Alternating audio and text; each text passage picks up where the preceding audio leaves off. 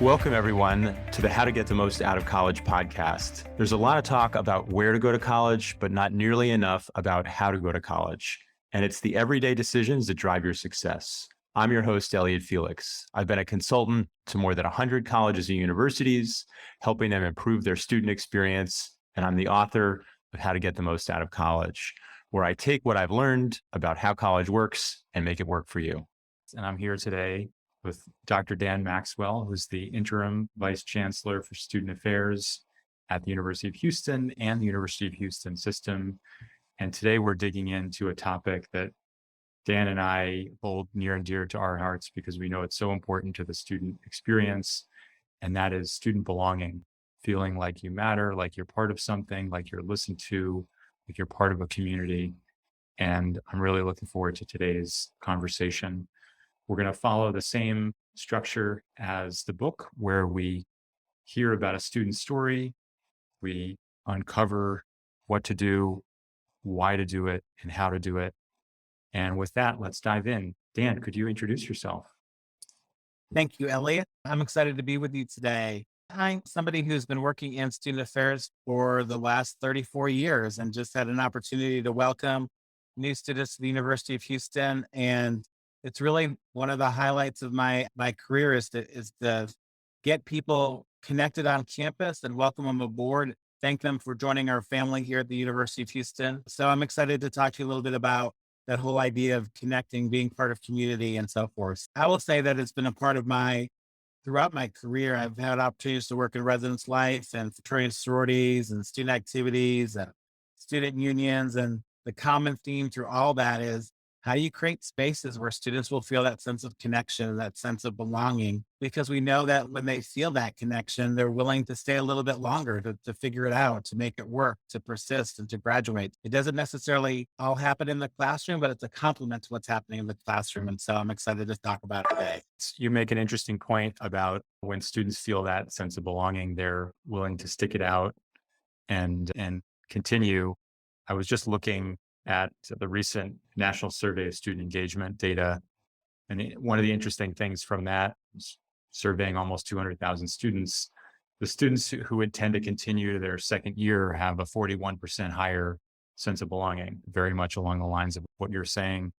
I would love to make this concrete and hear a story from your experience, Dan, about how a student found belonging and what that looked like for her or for him. I'm actually going to tell you my own story. Even better. My father is in collegiate coaching. And so during my high school years, we lived in New Hampshire in a very small community. By the time I graduated, he had moved to a larger institution in upstate New York.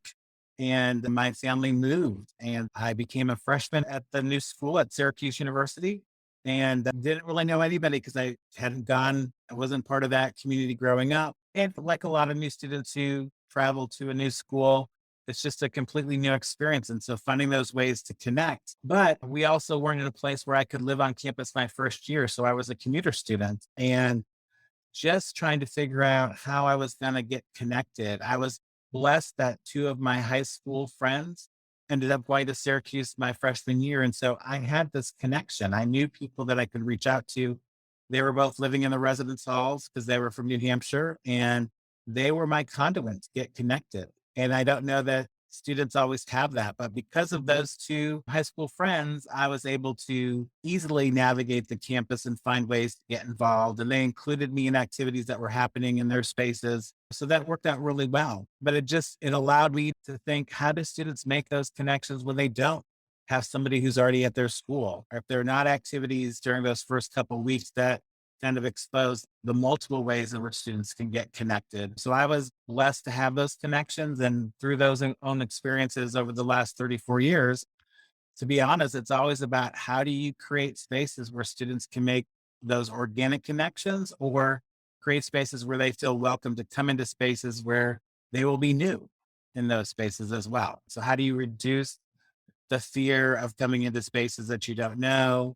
How do you welcome and encourage people to come out to something, to take a risk, to do something, to explore and find those points of contact? That's awesome. How do you do that? How do you create those spaces where students want to take a risk or they come out and try something new? Yeah, I think it's an all hands on deck experience, right? It's from the moment they come to your university during orientation. And what do you show them during orientation? So, orientation to me is going to be a mix of what's your academic path going to look like, and how do we connect you with academic advisors so you feel comfortable in asking questions about your 4-year plan. But it's also exposing students to ways to get connected on campus, and whether that means living in the residence halls or being a commuter student. So knowing what the first couple of weeks are going to look like, what kinds of activities are going to be taking place. How do you find student organizations on your campus? How do you volunteer on campus? And maybe it's important for me to work while going to school. How do I find a job on campus? And so those very early connections that students can make before they even join you physically on the campus full time, I think send a really important message. And then when school starts, when they come onto campus, what kinds of weeks of welcome do you have? And you can't really just have a one and done opportunity. You just can't have a student organization fair, but you have to have multiple events at multiple size types of events, receptions, student organization opportunities, play fair to get students out and let go a little bit. So I think you have to find different points of contact for the students and then allow them to explore those things, but also to encourage it, right? So it's not just about we'll build it and they will come. It's about messaging them through social media, knowing that students take in information differently. It's about sharing the calendar of events. It's about being at those events and welcoming students as they come into those spaces so that they feel like they're a part of it. I love the pairing of exploring and encouraging. They seem like they go well together. I think intuitively, we all have this sense of the value of being part of a community, the value of feeling like you matter, like you belong. But can you spell it out for us or go a little deeper? Why is it important to feel that way? How does that contribute to your success in college? When I have an opportunity to speak with parents during orientation, I say to them that when you're talking to your students about this opportunity in front of them, about finding the right kind of academic pathway, it's also about finding that right community within the community. And we know that when students have a sense of ownership of their experience, they are going to be more committed to it. And how do you build ownership around your experience? You find anchors that keep you coming back. And so I kind of jokingly say to parents, when your high schooler was doing well and they were having a good time because they put forth the effort to do that. They made their own checklist, they got involved. The times that when you would ask them to do something and they weren't connected to that experience, you got the eye roll or the, I'll get to it.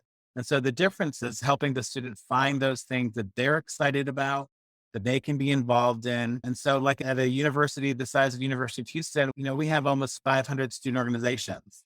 And so I tell students and parents, there is something here for you. Getting you connected to that is what we're here to do. And if you can't find it, then there's a process of creating a club that may not already exist. But I want you to at least explore what we have to offer. And I want to encourage you to find one or two things, not 10, because going to college is a new experience.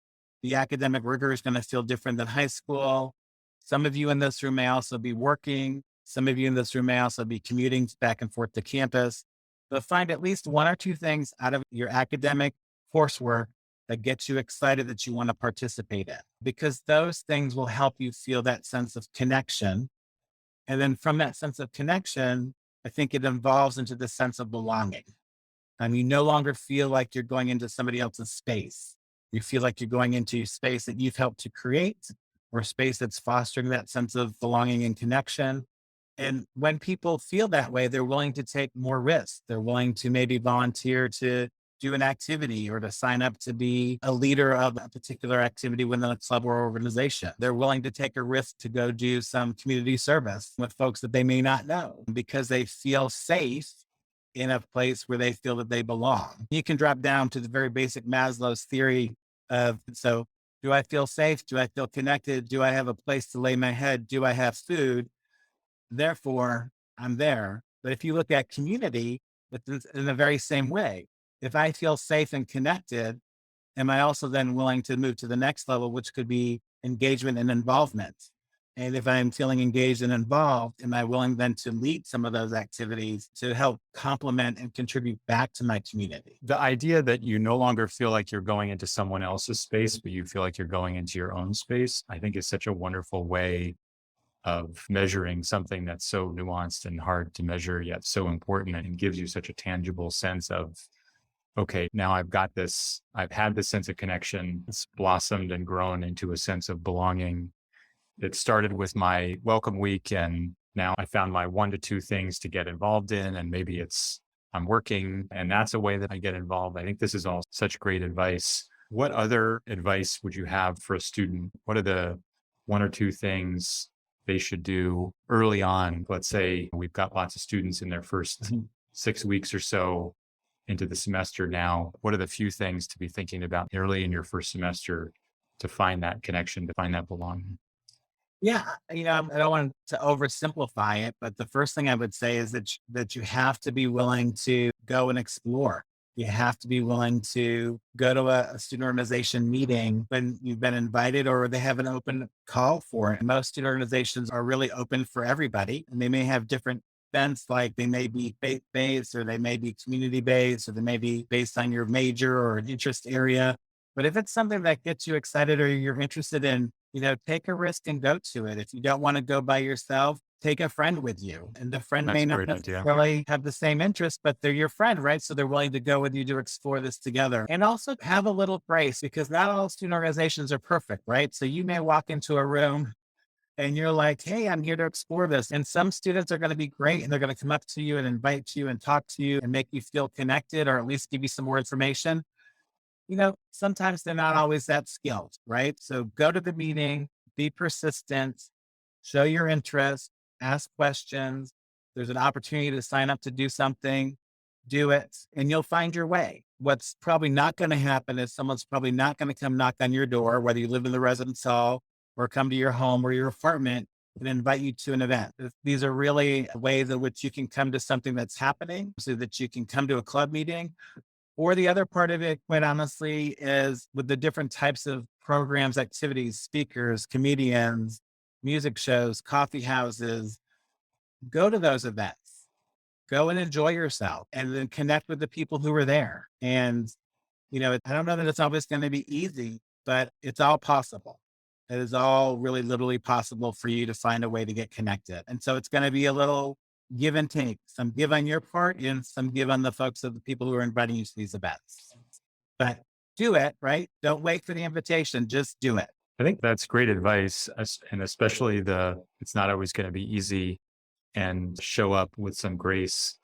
I'd love to end our conversation thinking about a reference or a resource that you think would be useful for folks to learn more.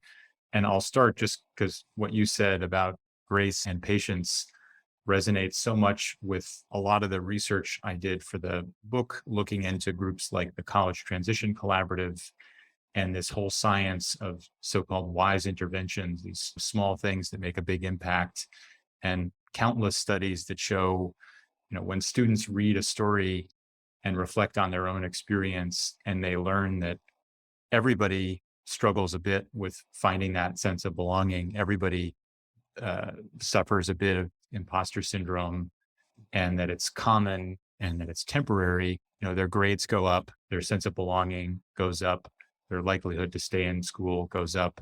And so I think that putting yourself out there, but also expecting that it may not always be easy, and it's not easy for most folks, I think is so important. Dan, you get the last word on belonging and a chance to maybe add one more resource or reference for folks who want to learn more. I'll say this: don't expect your experience to emulate anybody else's experience. So this has got to be your path, your way of connecting and reaching out. And so the best thing that I can advise you to do is to trust your gut. You know what it was like prior to going to college and the ways that you got involved, maybe at your high school or with your church community or a volunteer organization you did in your greater community. Those things happen because you invested your time in those organizations or those experiences, and you made connections in doing those experiences.